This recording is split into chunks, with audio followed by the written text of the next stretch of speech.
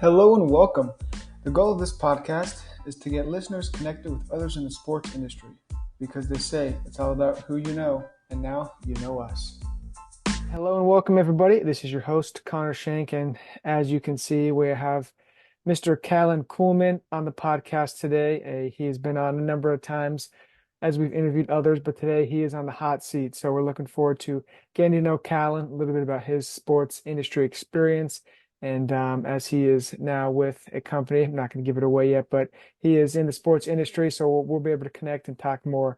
And for those listening and viewing on YouTube, this is the 36th episode. So we're excited to continue this here with Callan. And now Callan, his current role, he's at Intersport based in Chicago there, and he's in the strategic partnerships division. So, Mr. Coolman, why don't you kind of give us a little roadmap, kind of how you ended up, at Intersport, kind of what inspired you to go down the sports industry to start.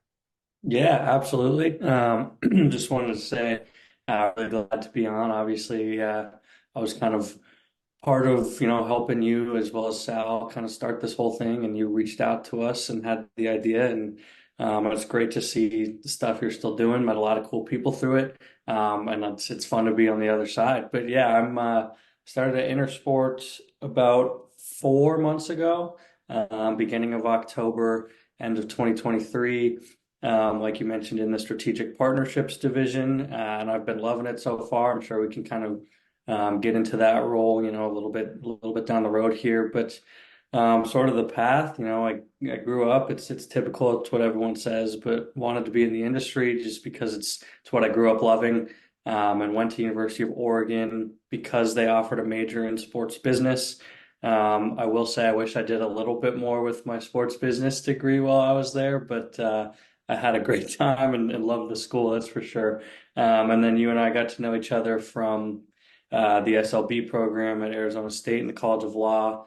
And, from there, I was able to get an internship at Priority Sports and Entertainment, which is more of a uh, player representation side of the business on the agency side, but player focused. And that's actually why I ended up moving out to Chicago about a year and a half ago now, which is kind of crazy. Time's flying. And that ended and, took a little bit of time away from the industry to figure out what I wanted to do. As everyone knows, it's never a straight path. But then landed at Intersport in the role I'm at now and absolutely love it. I think everything kind of worked out for a reason and I'm definitely on the right path to doing what I want to do. Yeah, no doubt. And kind of going off of that there, can you recall maybe a specific moment or event that kind of set you on this path, maybe to where you're at today? Because and previously, some of your work experience has been kind of with the basketball agency, specifically with the marketing endorsements, that type of thing. So, Yep. just curious. This is a little bit of a different spin-off, kind of same realm, but yeah. Yeah, definitely. I mean, it's definitely a little different. Parts of the business are different, but still a lot of similarities when crossing over. And I think the thing that'll always stick out to me is the first sort of real world in-person internship experience I was able to get in the industry was between my junior and senior year at Oregon. And it's by far the coolest role I've had to this day, which was quite the way to start your career, I guess. But I was out in Vegas for a summer and got to intern at the marketing arm that reps Shaquille O'Neal and Jason Tatum. So was kind of around those two, especially Shaq, a lot, which was very eye-opening as that being kind of my first, like I said, real in-person experience.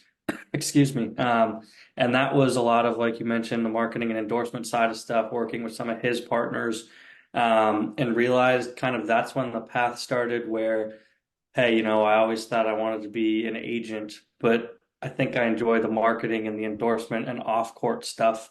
I enjoy that side more than, dealing more personally with the players and player contracts and everything along that route.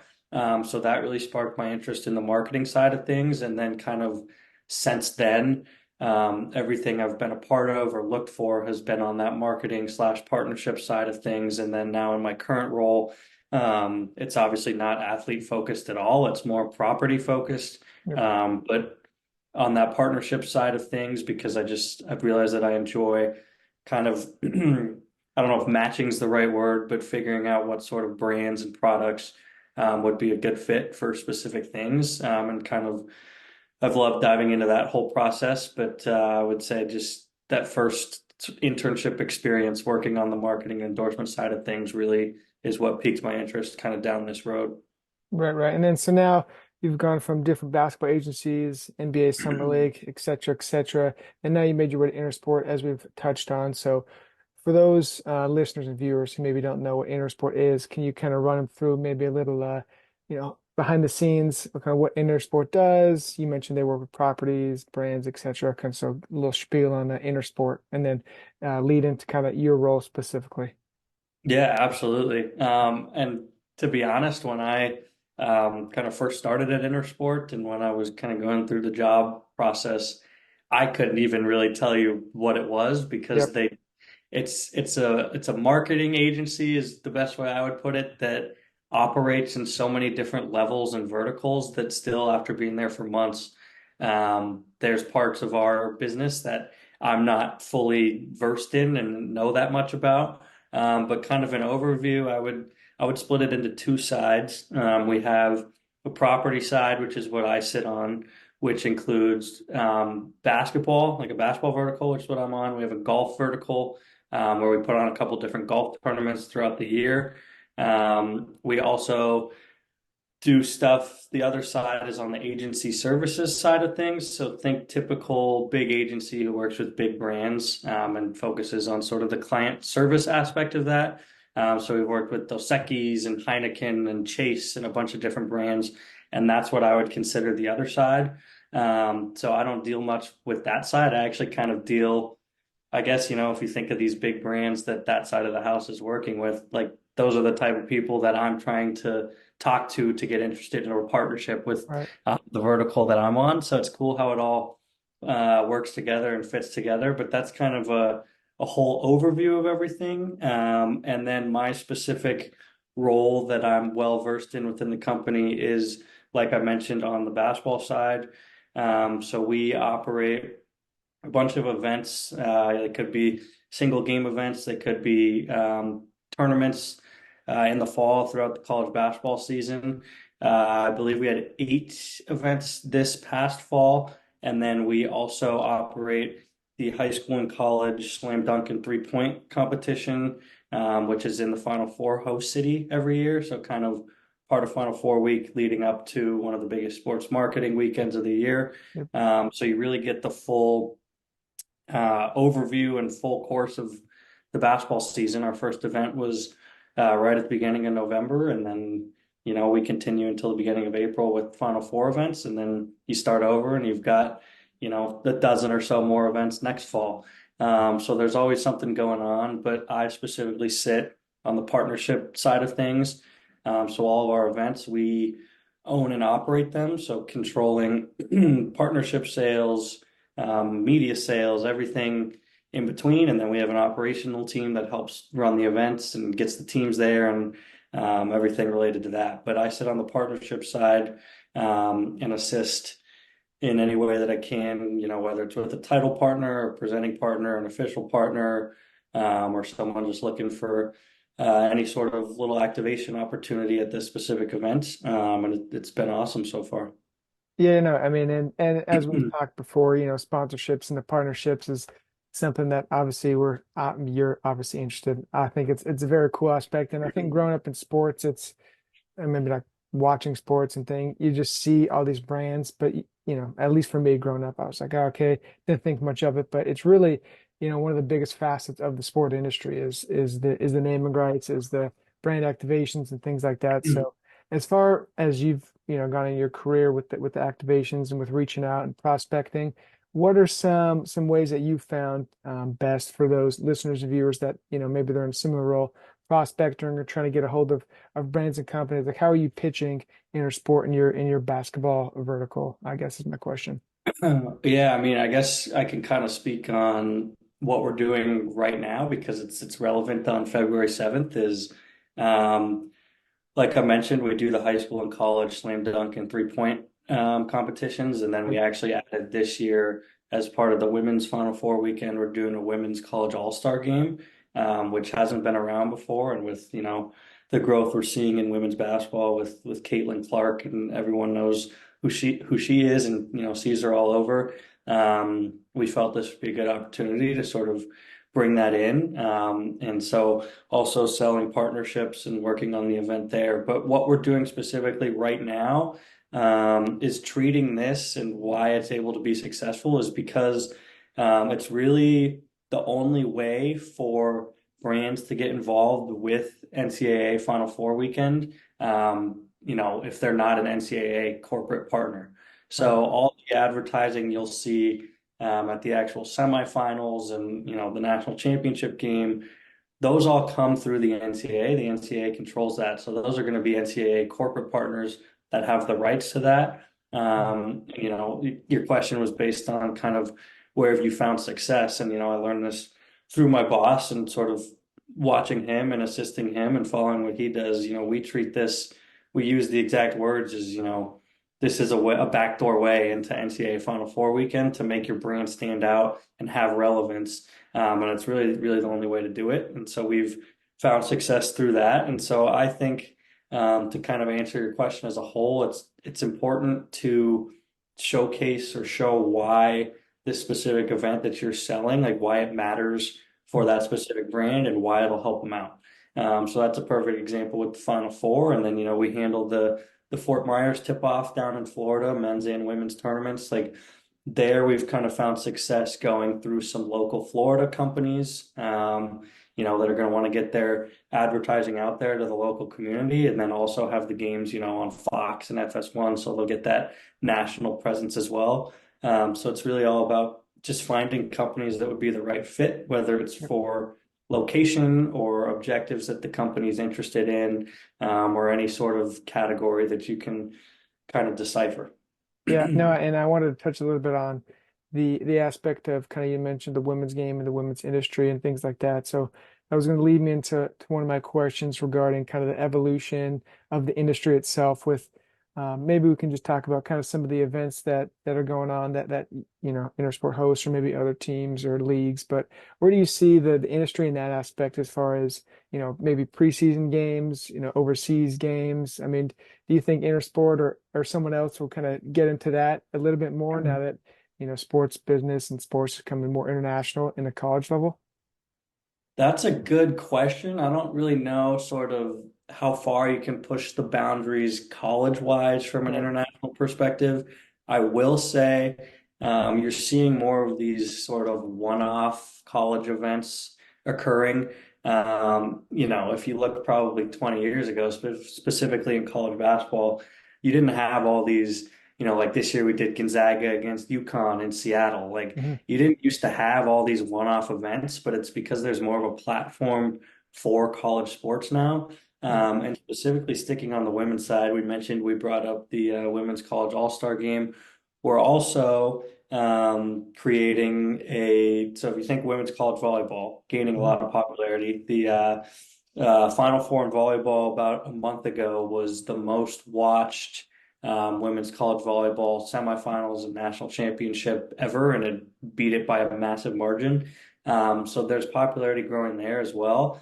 And if you think about it, because volleyball has been a little bit underrepresented in the past, there's no preseason volleyball Hmm. tournament. Or, you've got all these college basketball tournaments going on, whether it's Maui, or the Legends Classic or CBS Sports or whatever it may be. That doesn't exist for volleyball. So we're kind of turning our college sports division or our basketball division, excuse me, into more of a whole rounded college sports vertical. So Labor Day weekend in September of this coming year will be the inaugural college volleyball showcase, featuring, four of the top teams in the country. They each play two matches. There's semifinals, a championship, a third place game. So just stuff like that, coming up with new events for different sports, or just anything that can that hasn't been done before. It not only gets good exposure, like I know Sports Business Journal put out a piece about the Women's College Volleyball Showcase. Hmm. It's gaining a lot of traction, but it also helps from a partnership standpoint because all these companies are going to want to be part of something special that's, happening for the first time and it's nationally broadcast. And so to answer your question, I don't know how much you can really expand internationally. But I do think you'll continue to see a lot of, events that'll pop up and you kind of think, oh, I can't believe that hasn't been done before. But it's a matter of executing it. And that's what I've enjoyed at Intersport is because we put on so many different events and have so many different teams.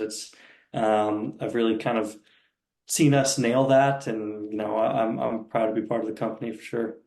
Yeah, it's been cool to see some of the projects you've worked on, kind of just, behind the scenes, knowing you for how, as long as I have. But maybe you can touch on that a little bit. Maybe it doesn't have to be Intersport, it could be somewhere else. I know you mentioned your time over working with Shaq and Jason Tatum, but would that be kind of some of your favorite projects or favorite project you've worked on, I'm assuming?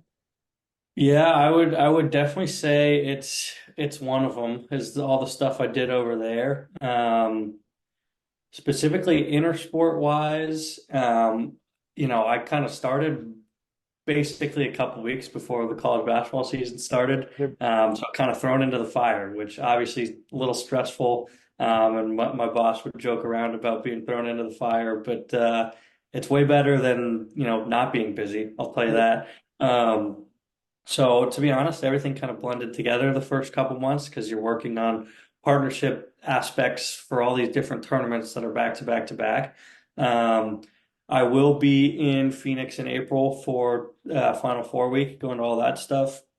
And we've been working on, whether it's a sales pitch, a presentation deck, prospecting for those events for the past 6 months. And now we're obviously hitting it full force. Yep. So I know when I get there in person for a whole week working on the high school slam dunk and 3-point championships, and then the college slam dunk and 3-point championships, and then the after party that's part of that.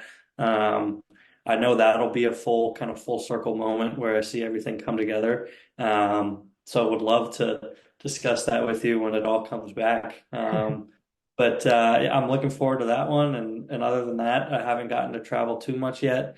I went to one of our events and then actually we do a lot of work with Under Armour. So I went to the high school Under Armour All America Week, the football game down in Orlando. I loved it. That was awesome. I can't really say it was one of the coolest projects I've worked on because I wasn't part of anything leading up to the event. I basically was there and helping out once the event was going on. No, and like we touched on, I was able to get, insider information on that and saw the cool stuff you did down there and kind of regarding your maybe your schedule. A lot of the listeners and viewers ask about industry professionals, kind of how they go about their day and things like that. So give us possibly, a little breakdown. It doesn't have to be too specific, but maybe kind of things you start on just between the 9 to 5 kind of work day, emailing maybe at the beginning of the day, cold calls, whatever it is. Just run us through kind of a day in the life of Mr. Coleman. Yeah, I mean, right now, my boss and I used to meet just twice a week, but now that Final Four is ramping up and there's a lot going on, we meet first thing in the morning for 30 minutes Mm. every day. So we're in office Tuesday through Thursday, so that'll be in person. Monday through Friday, we're from home, so just a Teams call, obviously, but usually in those meetings, there's stuff that came up overnight that a brand we're talking to responded, or there's a new, proposal coming in where I've got to go fix something in the deck or fix an asset that we're offering. And stuff just kind of changes nonstop. It's a mix of current proposals that are out there and that we're building for people that I've got to help work on. It's a mix of prospecting different brands that could be a good fit for Final Four opportunities. It's a mix of cold outreach Yep. to different companies and then following up with that outreach. So it's kind of a never-ending cycle where you're never going to spend all day on, oh, I'm just going to look at all these potential brands that can be a good fit because something will come up where there's something in the pipeline and, your team needs something put together in the next 24 hours, or you're never going to spend all day working on different prospects that are in the works because, there's more goals that need to be met. So we need to go find, a dozen more companies that we can reach out to today that could be a good fit. So to answer your question, it's cliche and everyone says it, but there's no one day that's the Right. same. There's always something different going on. Um, and it may be a little bit stressful at times, but I love what I'm doing and I love being busy. So it's also at all hours of the day. There's my boss, and I'll give this to him, very hard worker. I've enjoyed working for him. He's up, he's sending me emails at 9, 10, 11 p.m. almost every night with different things going on. So it's just something that never stops, and it's definitely enjoyable though. Yeah, well, in your answer there, you touched on a little about pitch decks and things like that. And regarding your background, I'm not too familiar with your creative, work and whatnot, but I have talked to others in the industry that have kind of learned some of those skills regarding maybe like Photoshop or Adobe, things like that, making pitch decks and making things, presentable to a possible business partner or a partnership. So maybe touch base, give us a little inside scoop on are those skills that you learned? Did you do that kind of in undergrad? Kind of walk us through that. Because I know for me, making graphics and stuff was just like, and especially in grad school, we were like doing fake proposals, and all of a sudden I'm knee deep in Adobe, trying to make a, Right. edit of sorts. So I think it's just something that, the listeners and viewers would like to learn more. Yeah, so everything I had done in the past leading up to this job, I'd done on, basic PowerPoints, Yep. or I'd use Canva to create different stuff. So if I was making a pitch deck for an interview, I'd use Canva. Yep. And it would take me a while, but I would do it and I'd make it look good. And then when I started here, there's dozens of decks that need to get sent out and be edited and get done during a week. Um, and we use Photoshop for a lot of stuff, All which right. I came in, I had never opened Photoshop once in my life. Um, and so that was a process. That was actually, funny enough, the most stressful part when I started my job was figuring out how to work Photoshop. Uh, which doesn't have a huge effect to the overall line of business that I'm doing. But, Right. prospective partners want to see what their brand would look like, activating or being involved with things Mhm. that you're trying to get them to do. So Photoshop was essential, and kind of the girl that I took over for after she transferred to another role, she was super helpful in teaching me that. But it was a lot of learning it on your own, and reps and practicing. And after, I'd say it took me like maybe a month, and now it's you're just pumping them out like that. But to answer your question on the creative side, like that was something I'd never done before, but it's definitely important. Just like examples of when we use it is if we're pitching, 8 minutes of courtside LED signage to say it's Aflac. Mhm. Like we have saved pictures from different tournaments and events that we've done where you can see the Mm. LED. So we want to show them exactly what that would look like. So you're flipping that LED from whatever brand it was previously and then throwing Aflac is what we're using as an example, like throwing that in there. So Mhm. you've got to kind of act quickly on your feet and learn that process. But once you do it enough, it's super quick. And I would kind of urge anyone who's looking to get into the marketing or specifically partnership side of things, like definitely a good skill to have because it's never a bad thing to have. Yeah. Like if you don't end up using it that often, who cares? But if you're able to kind of go in right away and say, hey, like these are skills, hard skills that are on my resume, like that's something that could kind of set you over the top. Right. And then touching on the skills and the industry, how do you stay informed on industry trends? What resources or like publications, et cetera, do you find to be most valuable in your day-to-day in the industry? Yeah, definitely. I try to kind of stay involved in any way that I can. So the Sports Business Daily podcast that comes out every day, that I know you and I have talked Mhm. about before. It's anywhere from 7 to 12 minutes that you can listen to. I've got a 45-minute train ride into the city every day, so I can pump that out real quickly. But that's just current things that are going on, whether it's the agency world, the sports business industry, kind of anything that's involved with sports as a whole. That's not super in depth, but it kind of gives you, the headlines of what's going on. To be honest, I use Sponsor United a ton. Mhm. I think that's a great platform, not only for helping you with prospecting, but they'll send out a bunch of different marketing and partnership reports. Like they just sent one out for the entire NFL season, so you can see every brand that was part of the NFL.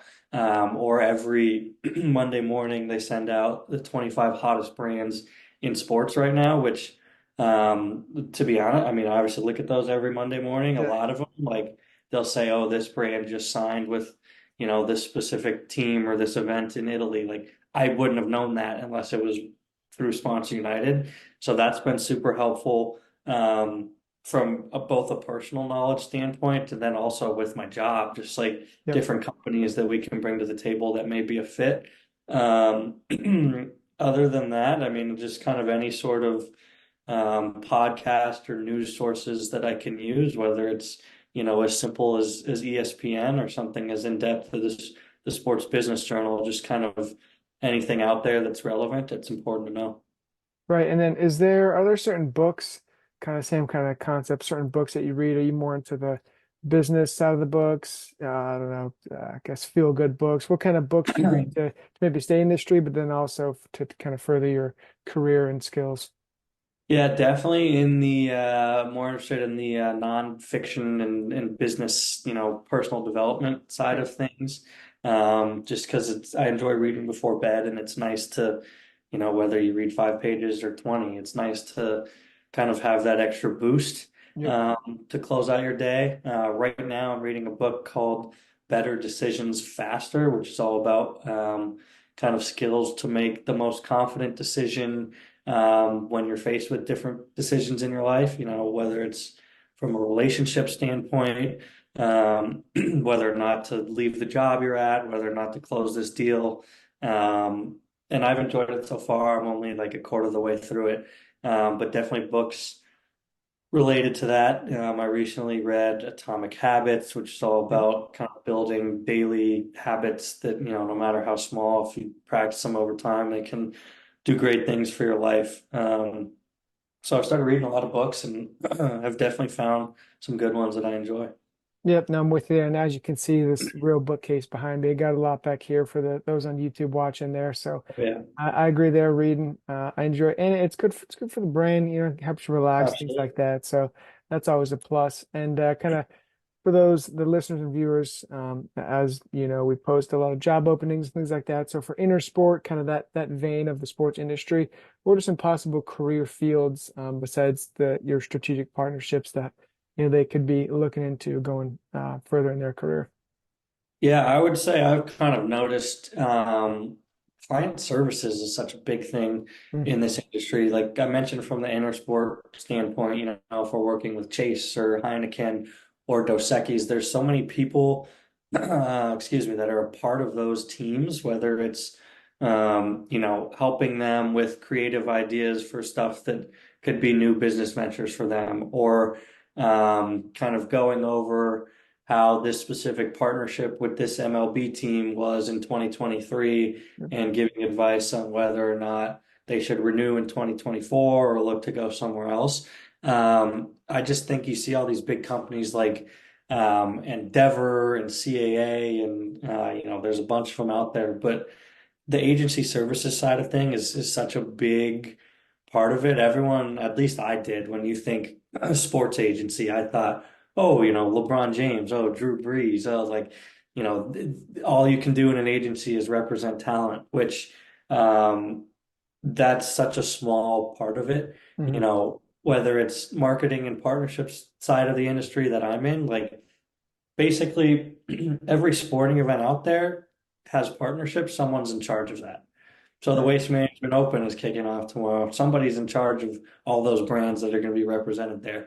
And it's all about doing digging, and a lot of it comes from big agencies or different brand teams. But that's kind of my biggest suggestion for you don't want to choose too narrow of a path. And that's what I've seen at least so far is that's where most people are is on that client services, agency services, brand marketing side of the business. Yeah, no, and I like the little sentiment there of not, getting too narrow of a path early on. And then regarding kind of the job industry, is there certain places you went to find openings or job entries when you were kind of looking for a role? Yeah, so I'll say, and you know this, Connor. I mean, it took me about 7 or 8 months in between roles, where every day I was up job searching, whether it was teamwork online, whether it was LinkedIn, whether Mhm. it was specific company websites, kind of anything I could get my hands on.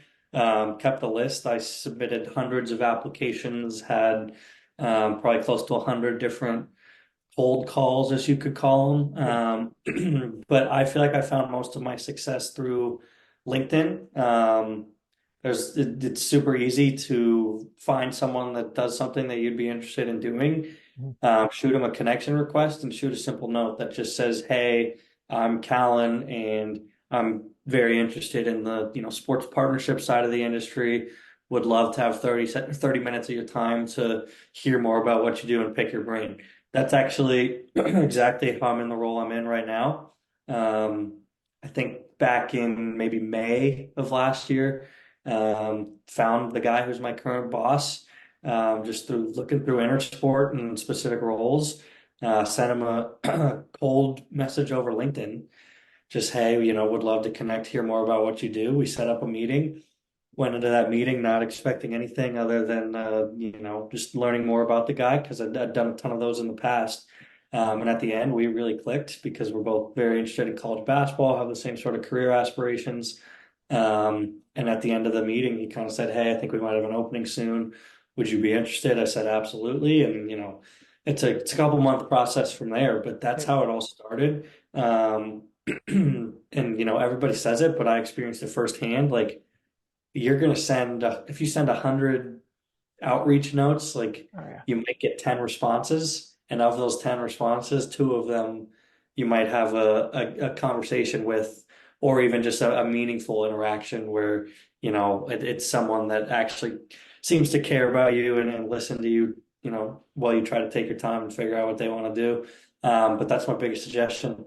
It's a grind. Use all the tools, all the different websites that are out there. Make things personal. Mhm. Don't give up after a dozen tries, because it takes way more than that, and eventually something will work out. Yeah, no, and to your credit, being able to see it firsthand, putting your nose to the grindstone there, it's been cool to see. And I think that's a perfect way to wrap up here. I mean, our motto here at the Constant Sports Podcast is, what they say, it's all about who you know. And Mr. Count Coolman knew a lot of people that eventually led him to his job he is in now. So we appreciate you jumping on here today, Callan. And this is going to conclude another episode of the Constant Sports Podcast. And special thanks to you for sharing your experiences and thoughts and knowledge to the listeners and viewers today. So, for the listeners and viewers, you can find this episode on Spotify, Apple, YouTube, anywhere you get podcasts. And before we go, Callan, I know you just kind of gave some parting advice, but what is that? Are you going to double down there? Do you have something else for the viewers? Yeah, I mean, first off, I want to say thanks for having me. Again, it's been great watching this thing grow. I know I was a lot more involved at the beginning, and now I've been, busy with things going on at Intersport, but have always, listened and loved seeing the different guests you've had on.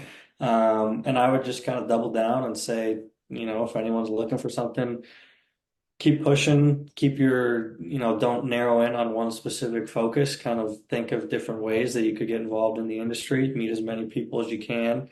Um, and I'm more than happy to be a resource for anyone. Again, I got my job by reaching out to someone, but there's hundreds of other people that I reached out to that I didn't get a job with. I'd be more than happy to listen to anyone who's looking for advice or just wants more info about whether it's my career path or sort of more info about Intersport or day to day. More than happy to set up a time to talk. And yeah, moral of the story, just it's a great industry to be in. It's fun, and it's you got to work for it. So put your head down and keep going. Beautifully said. Yeah, thanks again, Callan. And that's listeners and viewers. Like I said, you can find us anywhere you get your podcasts and YouTube. So we will see you next week. And thanks again. Thank you, Connor.